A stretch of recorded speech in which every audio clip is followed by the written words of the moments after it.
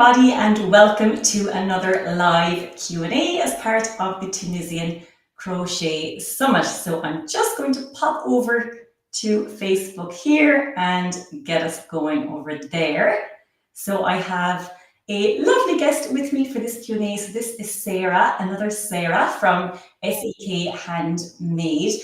And Sarah, I think, is one of the most encouraging and helpful crochet teachers that I have come across. Honestly, Sarah, it's just your demeanor, your way of explaining things. I think anyone who is getting started or who's kind of hitting those little speed bumps, you're definitely going to get a lot out of this session. So if you are just coming across this video randomly somewhere on the internet, we do have a link to sign up for the free Tunisian Crochet Summit, and that is in the top corner there, the little QR code, so you can scan that to join us.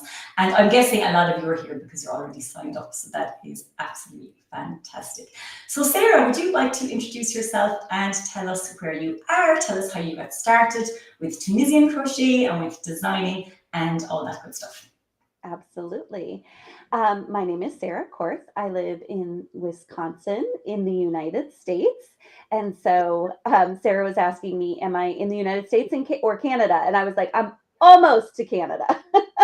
I'm in northern Wisconsin. So lots of chilly weather for crochet makes. I originally was an elementary school teacher.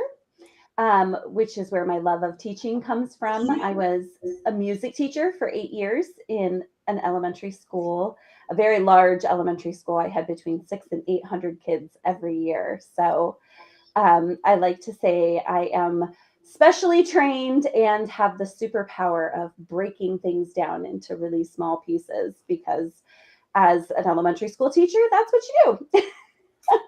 That definitely comes across in your video, so it's all coming together now. I can see why you're such a good teacher. So what kind of music did you teach? Was it like theory, instruments, all different kinds of things? Sorry, I know we're getting off topic with crochet now, but I'm just fascinated by this. That's okay. So I taught kindergarten through 5th grade, and I taught general music. So we learned like from the basics, beginning, all the things. And then I also taught a choir and a band after school. So I taught the 5th graders how to get started on their instruments, and then did a choir as well. So okay. All the things. All the things. So you're good at taking people from like starting from scratch with something and getting them proficient. So that is making perfect sense. And I think if you have like a musical brain, there's definitely a creative element there that I think you can transfer over to crochet.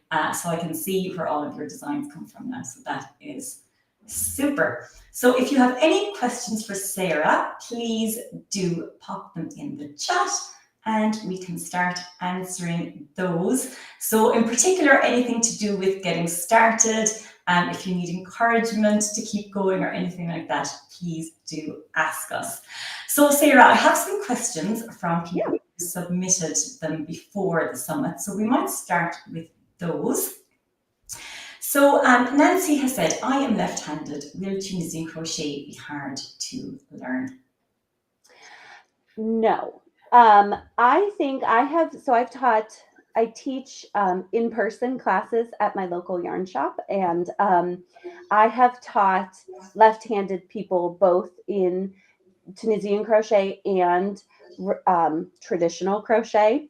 And I think the trick with being left-handed is to choose, are you going to stick left-handed or are you going to go right-handed? And I've had people do both. Some people decide that they're somewhat ambidextrous, and with crochet you're using both of your hands anyways, and so they decide they're just going to go with learning right-handed anyways, even though that they're more left hand dominant. And then I have other people who go ahead and they are stronger with their left hand, or if you've already learned to crochet left-handed, obviously you're going to want to stick with left-handed. And then I think being left-handed is a superpower, because so many people that are left-handed just have such good practice at turning things around. But I also want to say that there is, I'll have to see if I can find it, but I think if you just Google, like video plug in left-handed, there is something you can upload onto your Chrome that will go ahead and flip videos for you. So you can take someone teaching you right-handed and see it left-handed. Now, I think it just flat flips it. So like if there are words on the screen, they're all going to be backwards, but you could maybe watch the video forwards, how it was recorded first and then flip it to get the visual. I'm such a visual person. So to take it being worked right-handed and flip it in my brain would be hard for me. But I think that that's a great tool. You can find some left-handed tutorials out there, but to be able to take any tutorial, so have your pick of whatever you prefer and flip it around, I think would be super, super helpful. And, but otherwise, all the same, it's just in reverse. So your stitches are going to be made the same. You're going to hold your hook the same. All of that is the same.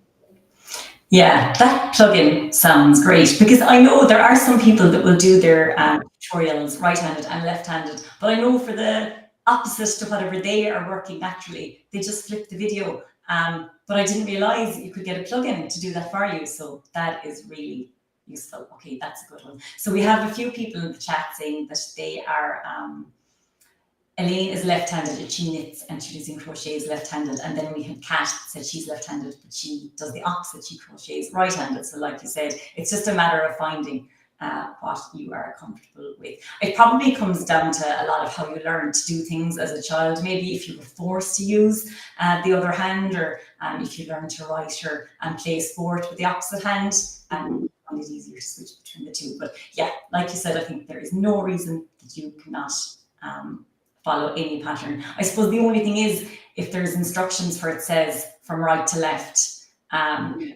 you're going to have to do that switch yourself. Yeah, so that's the only thing. But for videos, I think, yeah, that plugin sounds absolutely perfect. Oh my God, amazing.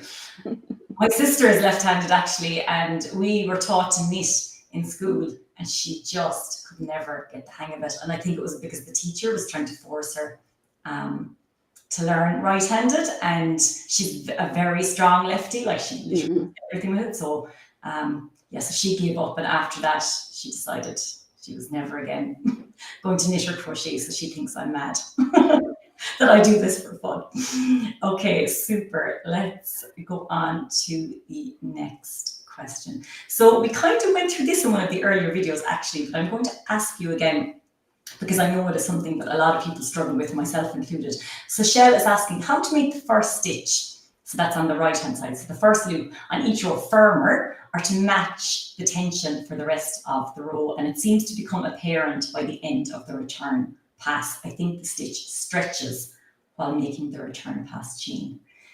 This is really common, isn't it? This happens to me a lot. And like I said earlier, I only realize it at the end of the return pass. I'm like, oh man, that loop is so big. What am I going to do with it? Yeah. So first of all, I think awareness is the first step to fixing something. The fact that you know that that's your problem is a huge step forward, because I feel like it's so easy to look at something and just be like, when you're first starting out, especially, what is even going wrong? So the fact that you know that it's your first loop, first of all, I want to say, I teach a lot of beginners, like learning crochet from the get-go. And I think in Tunisian crochet, this applies even more so. As adults, we spend so much of our lives, like we specialize in something and then we do that thing that we're good at, and we always do that thing that we're good at. And we are so bad, honestly, at being new to something. I see a lot of frustration when people don't pick it up right away. And the reality is some things just take practice.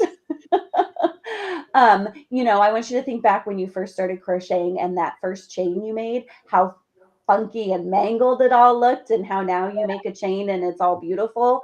It just takes some practice with your tensioning. But you absolutely, if you don't fix that, it can tend to cause your work to kind of shift it one way or the other, right? When you've got one side that's tighter and one side that's looser.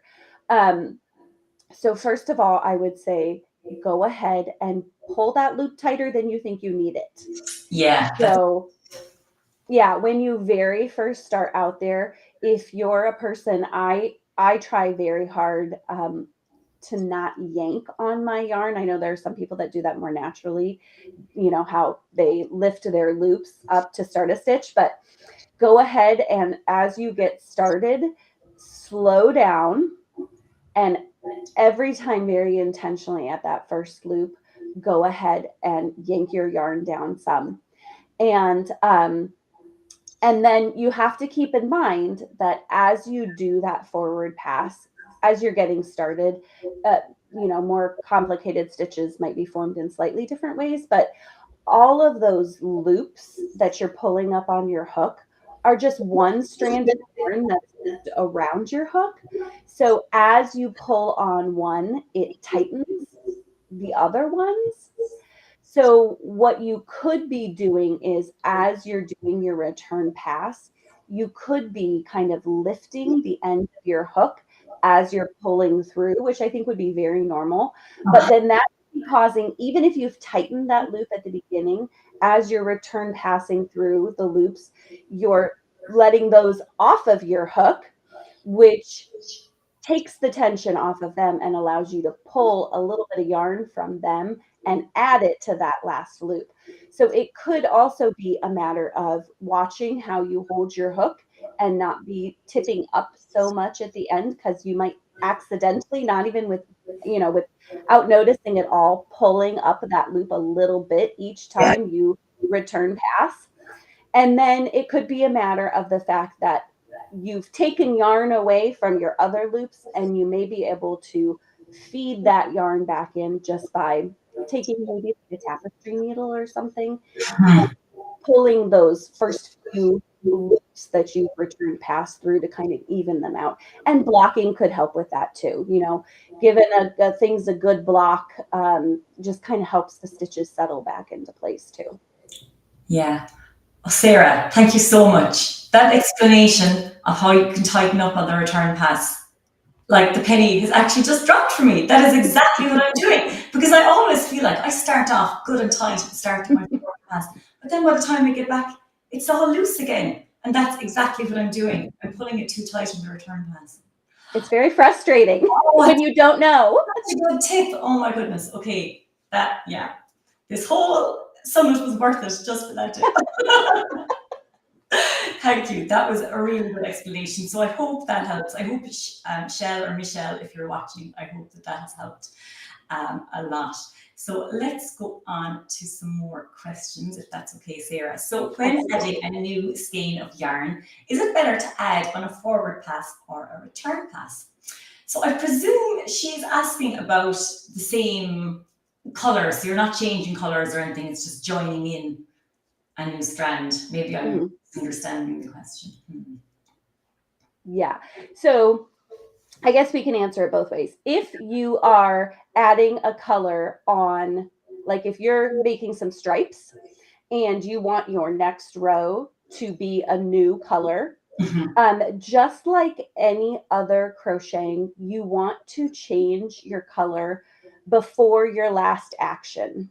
Does that make sense? Yeah. So as you're of the previous stitch. Right, because that last loop you pull through on your return pass is actually the first stitch of the next row. So if you pull all the way through your return pass and then add your color, you're going to have a little like extra of the old color hanging out in your first stitch of your new stripe. So just add your yarn and pull through your final two loops of your return pass in your new color, and that'll give you a nice clean stripe. If you're just have run out of yarn, I would say it doesn't necessarily matter if it's on your forward pass or your return pass.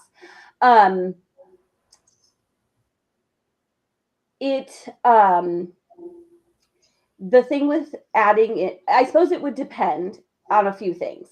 One, do you have plenty of yarn? And two, what are you making? Because if you're making something that's this wide, working to a preferable point to change your yarn might not be that big of a deal. But if you've got a huge blanket, you're probably not going to want to waste the couple yards of yarn that you may have to kind of waste to get to where you would prefer to change colors. I think if like I was just choosing, I would probably change on the return pass. I just feel like because that's tucked in behind those stitches, it's a little less noticeable maybe, and kind of doesn't get pulled on quite as much as you go back through. But you can change, you can add in new yarn anywhere, end of the row, middle of the row, forward pass, return pass.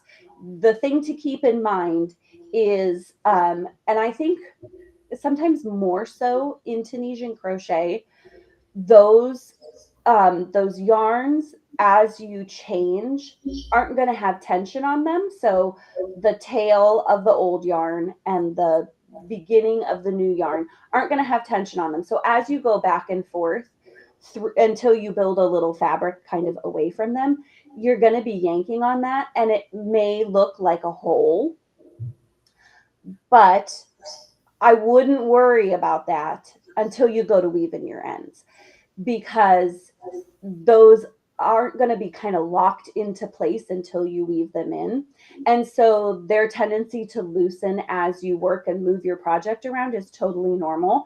And any looseness can be fixed when you tighten them up to weave in your ends, and then just kind of strategically, weave in your end to make sure that that fabric is really has good continuity there. Mm-hmm.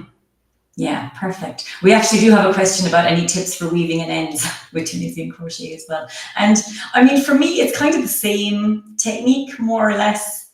I guess if you're familiar with regular crochet, you're probably, you have a, I guess, where you're going to go in and out and back and forth, and the stitches and the loops are quite obvious. So I guess the Tunisian, if you're new to it, it's just a matter of figuring out which loops to go into at the back of your work, that it's not going to pull on the stitches at the front, or it's not going to pull or anything.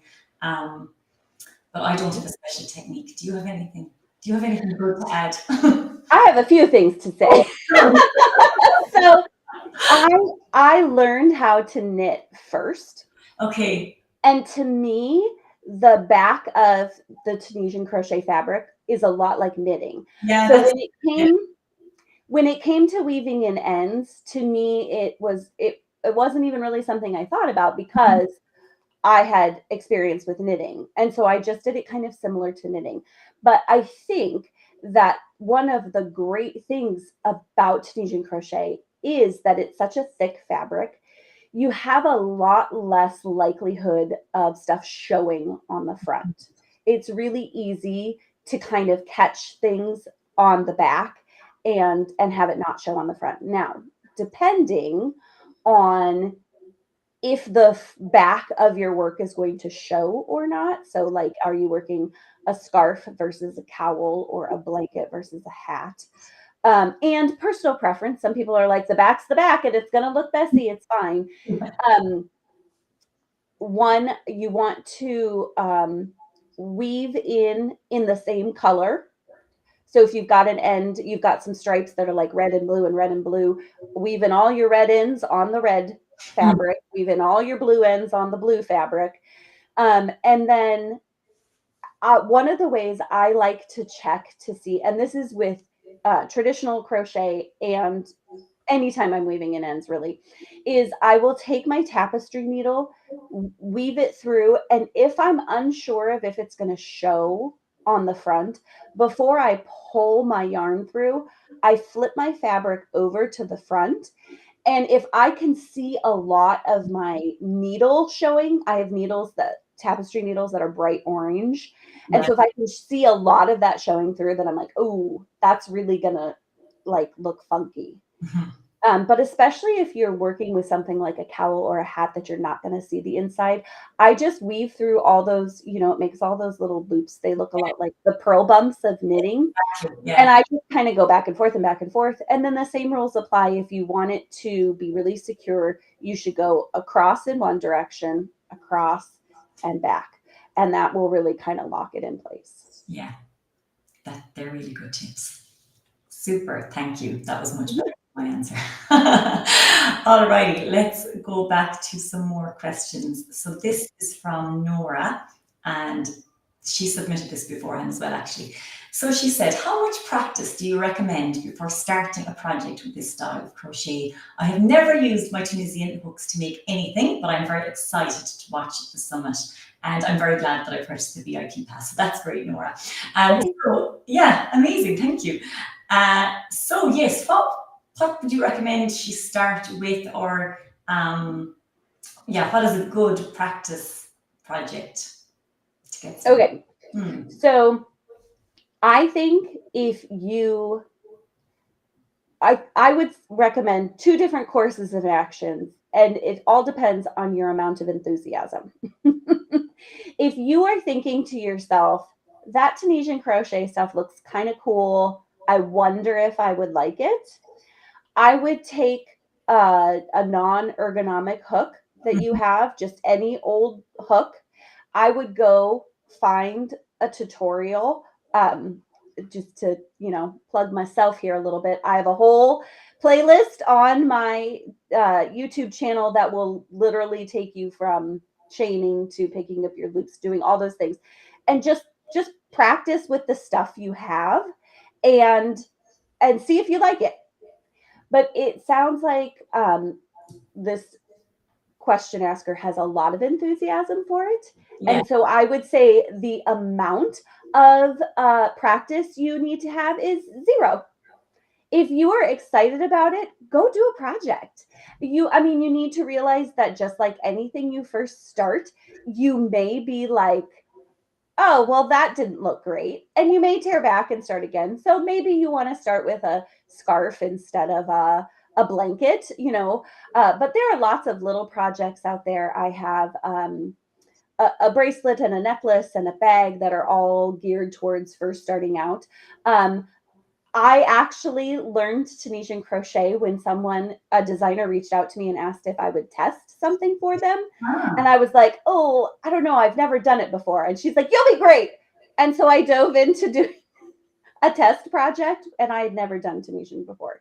So if you're enthusiastic and excited and you have a project you're excited about, dive in. There's no harm in it. I love Andrea Mowry. She's a knitwear designer, and she used to be a baker. And she always says, the thing I love about yarn is you can reuse stuff. If you bake cookies and they turn out disgusting, you have to throw them away. But if you make a shawl or start a cowl and you look at it and go, oh, you just take it apart and you try again. Yeah, exactly. As long as you're not using mohair or something like that. Right. Do not recommend mohair as you're starting. Yeah, and a light color maybe is easier, isn't it, to see your loops when you're getting started. So don't mix them. Absolutely. And a solid color too. Variegated yarn can be gorgeous in everything, but a solid lighter color with a smooth texture, just like when you were first learning crochet. Yeah, that's great. I think, the enthusiasm and willing to give it a try is going to carry you far. And I mean, if you have a regular straight crochet hook, you can fit a lot of loops on that hook. So you do not need, I think this person actually does have some Tunisian hooks, but you don't need to buy anything special to start with. So when I started, I would just get my regular hook and put an elastic band on the end so the loops aren't going to go anywhere, and I have easily made a scarf. I mean, it does get a little bit squished, but it's completely doable. So I would start with something like that, and you can try making a coaster or a dishcloth. They're kind of a good one to start with, or even an infinity scarf that doesn't have to be too wide. You can wrap it around and you'll get to practice Just the repetition over and over. So Yeah. yeah. An infinity scarf is a great suggestion because infinity scarves tend to kind of like wrap in on themselves. And so I think one of the most challenging things as you're starting is getting those edges to look nice. And when you wrap it around you like you would with an infinity scarf, that's all going to be like twisted up and kind of hidden. So yes, exactly. And even if you have any curling or anything, the infinity scarf just makes that all go away. Yep. Put all them together and the curl has disappeared. Yeah, that's a really good point as well. That's a really good point. So Donna is asking a question, and I think we kind of covered this, but let me just pop it up again. So my cast on row always flares out, even though the stitch count remains the same. Oh, sorry, this is a different question. I thought it was the first loop. So her first row always flares out, even though the stitch count remains the same. What am I doing wrong? That's a really good question. If I had to guess without seeing, which I do, I would say that so as you chain, it's just like you do in crochet, which you're really comfortable with. But as you're starting making your fabric in Tunisian crochet, which you're probably less comfortable with, my guess is your physical tension is increasing. And so my guess would be you're relaxed on that first part, or you're really focused, right? That first row when you've got to pull up all those loops, we tend to, kind of be a little more, we take it a little slower, but as you get going, you're tightening up, which typically, as people learn to crochet, it's the opposite, right? They have really tight chains, and then the body of their work, as they relax into it, tightens up. So I would say the opposite of what I tell those crocheters: if you consistently have a looser start, go ahead and switch to a smaller hook, and that should tighten up. I mean, I always say, let the tools do the work. So if this is something that's consistent for you, that flares out, instead of trying to just tighten up on that, just go to a smaller hook size, or, depending on how extreme it is, a smaller hook size or two, and work your first row in that smaller hook size, and then change over to the correct hook size. Yeah, that is a really good tip. That happens to me as well, actually. And I think it's because if you're familiar with regular crochet and using a specific size hook for, say, your worsted weight yarn, it's actually not that easy to do an even chain with a much bigger hook. I still find that the loops are not always exactly the same. And I suppose for your first row as well, for your foundation row, so you're pulling up the loop in the back bump of the chain, aren't you? But then as you go on, you're kind of working more into the vertical bars. So those stitches, I feel, are going to naturally be a little bit tighter. So I think your tip about just using a smaller hook for the chain, if it's happening a lot, is sure. Yeah, that's ideal. Another thing could be that as you're working the body of the main fabric, you're going to want to pull up the loops a little higher, maybe, and that could be tightening in your fabric. If when you insert your hook and pull up the loop, you're reaching down into the row below to pull up your loops. And so you need to think of it almost like kind of a spike stitch, where you're reaching down, but you need to pull back up to the height of the new row. So that could be a reason that your fabric is tightening up. Your Tunisian fabric is tightening up too. So maybe her first row is absolutely fine, but it's actually getting a little bit tighter as she goes on. Yes, it could be.